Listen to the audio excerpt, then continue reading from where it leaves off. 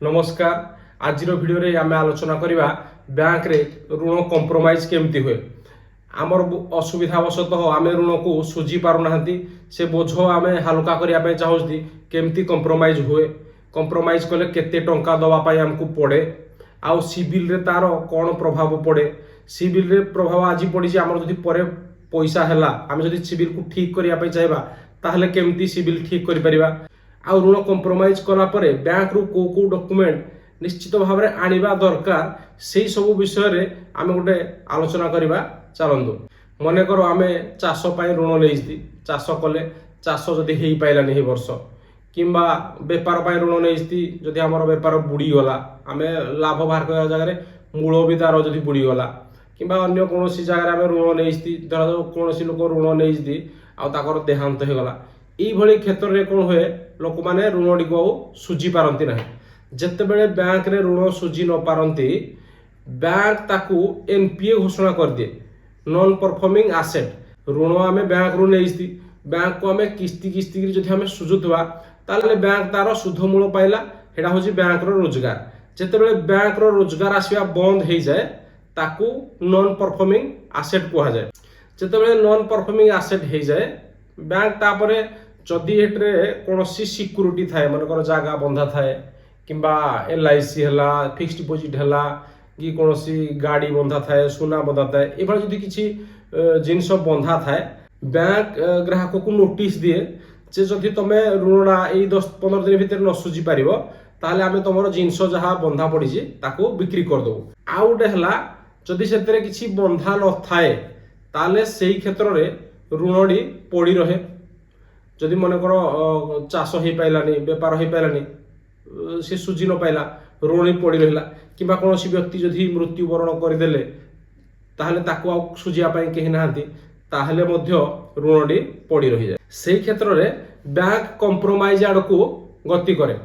मने करंतु आपण काहाको ऋण देइछि, आपण सांग साथी किंबा परिवार रे हो, किंबा गाँ लोक को काहाको उडे आपण ऋण देइछि, से आपण जाउ जे से ठीक समय मो पैसाटा सुझी दो, किंतु बेले बेले कोन होए लोक माने आपण को सुझी पारंतनी, मनकर कहि नैथिबे मासे परे तते मु पैसाटा देई देबी, मास जाइगिरी वर्ष भी पळे किंतु से माने सुझी पारंतनी। मनकर आपण काहाको 50,000 टंका देइछि, शेषरे आपण कोन भाबती वर्ष परे भाई 50,000 टंका नहेला नाही, ता सुध नहेला नाही, कम से 20-30,000 टंका हेले भी देई दो, गुटे रफा दफा कर दो भाई ताकू जोहार। से समान घटना हुए बैंक रे। बैंक जेतेबेले जाने जे जणे लोक आउ ऋणडा को सुझी पारिबेनी, सेतेबेले आपस बुझापड़ा रे कम टंका रे बैंक चाहे जे से सुझी दउतु, आउ ताकू पैसा मागिबिनी, किंतु मो पाखरे किछि टंका आसु भारी, जो मो पैसा देइथिली ता सुध मूल तो छाड़ी दियो, किछि टंका आमठी आसु भारी, पूरा जीवा अपेक्षा किछि टंका आसु भारी। से क्षेत्र रे कंप्रोमाइज करा जाए। आपण माने जानिथिबे लोक अदालत आसे, किंबा बैंक रो विभिन्न प्रकार कैंप आसे गोटे जगह को जे आज कंप्रोमाइज होबो, किंबा बैंक को जाइगिरी भी आपण ऋण कंप्रोमाइज करि परिबे। बैंक रे विभिन्न प्रकार रो स्कीम थाए ऋण कंप्रोमाइज करिया पे, सेथिरे आपण कंप्रोमाइज करि परिबे। ऋण गुडी को जेति की पुराना हे थाए, माने करो एनपीए बहुत वर्ष हला नाही, 10 वर्ष हला नाही, ताले सेही क्षेत्र रे कोन हुए कम टंका रे कंप्रोमाइज हे थाए। मानकर बहुत दिन पुराना जेति पुराना ऋण थी से बहुत कम टंका रे कंप्रोमाइज हो जाए। मानकर 1,00,000 टंका अच्छी से 20-30,000 40,000 ये भाई भी कंप्रोमाइज हो। आदि 2 वर्ष मान 3 वर्ष गोटे ऋण एनपीए होती अधिका 50,000 60,000 मान 1,00,000 टंका 50,000 60,000 70,000 ये भाई कंप्रोमाइज होता है। मानकर आम ऋण नहीं 1.5 लाख टंका, ताकू सुध मूल सुझी सुझी आमर 1,00,000 टंका बाकी थिला, तापर एनपीए होइतला। जेतेबेले एनपीए हो जाए बैंक कोन करे सेथिरे सुध पकेबा बंद कर दिए। माने जेहेतु सुधडा कोन बैंक रो रोजगार, लोकडा तो ऋण सुझुनी, सेथिरे आ सुध लगेई लाभ कोन, हेति पय सुधडा को से दिनठू लगा जायनि। पर जदि आपण पुणी ऋणडा को पूरा संपूर्ण भाबरे सुझिया पय चाहे ताले पुणी सेथिरे सुध लगा जिवो, किंतु जदि आपण एटा को एनपीए करी पके देइछि ताले से समय दिग से सुध लगे।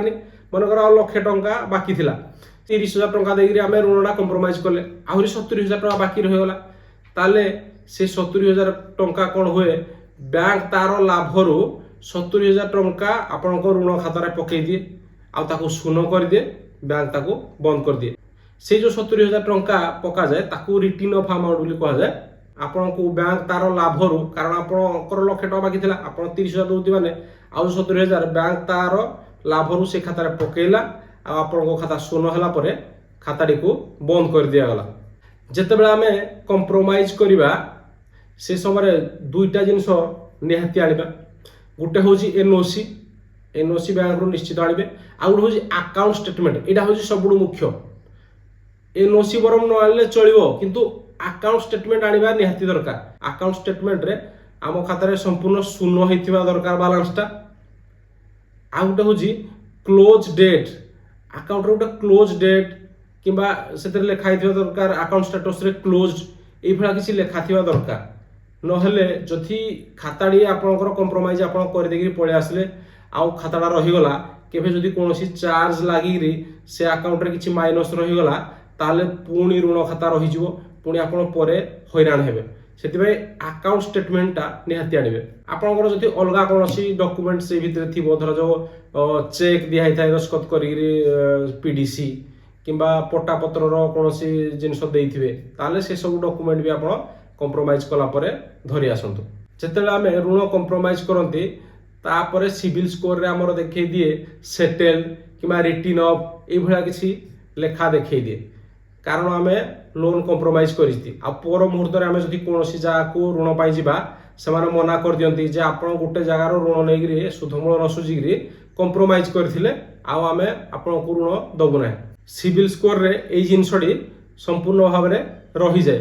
ଆପଣଙ୍କର ସିଭିଲ୍ ସ୍କୋର ଭଲ ହେଇଯାଇପାରେ, ତା ପର ମୁହୂର୍ତ୍ତରେ ଆପଣ ସୁନା ଋଣ ନେଇଗଲେ, ଫିକ୍ସଡ ଡିପୋଜିଟ୍ ଋଣ ନେଇଗଲେ, 2-3 ଥର ନେଇଗଲେ, ପୁଣି ଆପଣଙ୍କର ସିଭିଲ୍ ସ୍କୋର ଭଲ ହେଇଯିବ, 750-800 ବି ଆପଣଙ୍କର ହେଇଯାଇପାରେ ସିଭିଲ୍ ସ୍କୋର।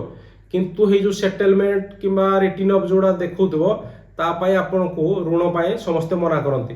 ଯଦି ପୁରୁଣା କ୍ରେଡିଟ୍ କାର୍ଡ ଯଦି କମ୍ପ୍ରୋମାଇଜ କରିଛି, 5 ବର୍ଷ ହେଇଗଲା କ୍ରେଡିଟ୍ କାର୍ଡ, ହେଲେ କିଛି ବ୍ୟାଙ୍କରେ କ'ଣ କରୁଛନ୍ତି ନା credit card compromise, credit card କ'ଣ ହୁଏ ଅନଲାଇନରେ କେତେବେଳେ କ୍ରେଡିଟ୍ କାର୍ଡ ହେଇଯାଇଥିବ, ଲୋକ ଜାଣିନଥିବେ, ସେଇଗୁଡ଼ାକରେ କମ୍ପ୍ରୋମାଇଜଟା ସାଧାରଣ। ସେଥିପାଇଁ ଯଦି କ୍ରେଡିଟ୍ କାର୍ଡ କମ୍ପ୍ରୋମାଇଜ କରିଛି 5 ବର୍ଷ ପୂର୍ବରୁ, ହେଲେ ବ୍ୟାଙ୍କ ତାପରେ ବି ପରମିଶନ ନେଇକିରି ଋଣ ଦଉଛି।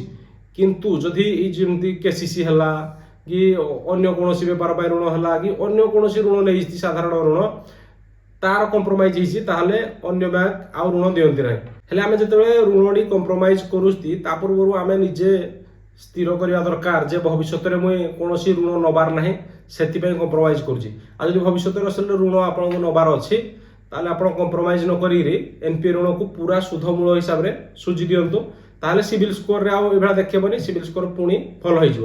କୌଣସି କାରଣବଶତଃ ଆମେ ବ୍ୟାଙ୍କରେ କମ୍ପ୍ରୋମାଇଜ କରିଥିଲେ କିନ୍ତୁ ଆମର ବର୍ତ୍ତମାନ ଆମେ ବେପାରରେ ସଫଳ ହେଇଛି କିମ୍ବା ଆମର ପଇସା ଆମ ହାତକୁ ଆସିଯାଇଛି, ଆମେ ଚାହୁଁଛୁ ଯେ ତାକୁ କାଟିବା ପାଇଁ, ତାହେଲେ ଲୋକମାନଙ୍କୁ ବହୁତ ଗୁଡ଼ିଏ ସଂସ୍ଥା ଅଛନ୍ତି ଠକିକିରି ବି ପଇସା ନିଅନ୍ତି ଯେ ଆମେ ଏଭଳିଆ କରିଦେବୁ, ବାହାର ଲୋକ। କିନ୍ତୁ ସେମିତି କରନ୍ତୁ ନାହିଁ। ଆପଣଙ୍କର ଯଦି ଟଙ୍କା ଅଛି ଆପଣ ସିଧା ଯାଇ ସେଇ ବ୍ୟାଙ୍କରେ ପୁଣି ଦେଖା କରନ୍ତୁ, ଏଇ ଏନ୍ଓସି କିମ୍ବା ଷ୍ଟେଟମେଣ୍ଟ ଯାହା ବି ଆଣିଥିଲେ ତାକୁ ନେଇକିରି ଯାଆନ୍ତୁ ବ୍ୟାଙ୍କକୁ, ଦେଖା କରନ୍ତୁ ଯେ ମୁଁ ଏଇ ଋଣଟି ମୋର କମ୍ପ୍ରୋମାଇଜ କରିଥିଲି, ବର୍ତ୍ତମାନ ସମ୍ପୂର୍ଣ୍ଣ ସୁଧମୂଳ ସୁଝିବା ପାଇଁ ଚାହୁଁଛି ଆଉ ମୋର ସିଭିଲ୍ ଠିକ୍ କରିବା ପାଇଁ ଚାହୁଁଛି। ଯଦି ଆପଣ ବ୍ୟାଙ୍କରେ ଯାଇକିରି ଏମିତି କହିବେ, ବ୍ୟାଙ୍କରେ ସୁଧ ମୂଳ ସେବେଠୁ ମାନେ ଯେତିକି ମୂଳ ଥିଲା ତାପରେ ଆଜି ଯାକେ କେତେ ସୁଧ ଲାଗିବା କଥା ସେ ସବୁ ହିସାବ କରିକି ଆପଣଙ୍କୁ ଦେଇଦେବେ। ଆପଣ ସୁଝି ଦେଲା ପରେ ସେମାନେ ସିଭିଲକୁ ମେଲ କରିବେ, ଆଉ ମେଲ କରିକି ଆପଣଙ୍କର ସିଭିଲ୍ ଠିକ୍ କରାଇଦେବେ। ଏଇଟା ହେଉଛି ତାର ପ୍ରୋସେସ୍। କୌଣସି ଠକାମିରେ ପଡ଼ନ୍ତୁ ନାହିଁ, ଆପଣ ସିଧା ବ୍ୟାଙ୍କକୁ ଯାଇକିରି ଦେଖା କରନ୍ତୁ। ଯଦି କେହି ଆପଣଙ୍କୁ ସାହାଯ୍ୟ କରୁଛନ୍ତି 1,500 ଟଙ୍କା ନେଇକିରି, ସିଏ ଅଲଗା କଥା, ଗୋଟେ ଏଜେନ୍ସି ଅଛି ଯେଉଁମାନେ କି ସାହାଯ୍ୟ କରନ୍ତି ସିଭିଲ୍।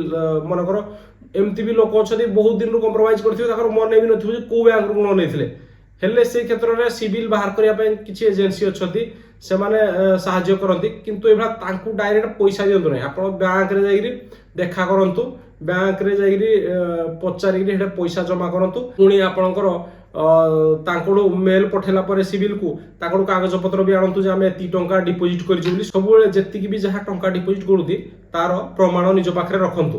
ଆଉ ଟଙ୍କା ଦେଲା ପରେ ଆପଣଙ୍କର ସିଭିଲ୍ ପୁଣି ଠିକ୍ ହେଇଯିବ, ଆପଣ ପୁଣି ଯେଉଁ ଜାଗାରେ ଋଣ ଆବେଦନ କରିବେ ଆପଣଙ୍କର ଅନ୍ୟ ଜିନିଷ ସବୁ ଦେଖିକିରି ସିଭିଲ୍ ତ ଠିକ୍ ହେଇଯାଇଥିବ, ସେମାନେ ପୁଣି ଋଣ ଦେଇପାରିବେ। ଆଶା କରେ ଭିଡ଼ିଓଟି ମହତ୍ୱପୂର୍ଣ୍ଣ ଆଉ ଭଲ ଲାଗିଥିଲେ ଲାଇକ୍ କରିବେ। ଏଠାରେ କମେଣ୍ଟରେ କିଛି ଜଣାଇବେ ଯଦି ଅନ୍ୟ କୌଣସି ବିଷୟରେ ଆପଣ ଭିଡ଼ିଓ ଦେଖିବା ପାଇଁ ଚାହୁଁଛନ୍ତି କି କାହାକୁ ସେୟାର କରିପାରିବେ। ଆଉ ଆମ ଚ୍ୟାନେଲ ଯଦି ସବସ୍କ୍ରାଇବ୍ କରିନାହାନ୍ତି ନିଶ୍ଚିତ ସବସ୍କ୍ରାଇବ୍ କରିଦେବେ। ଜୟ ଜଗନ୍ନାଥ।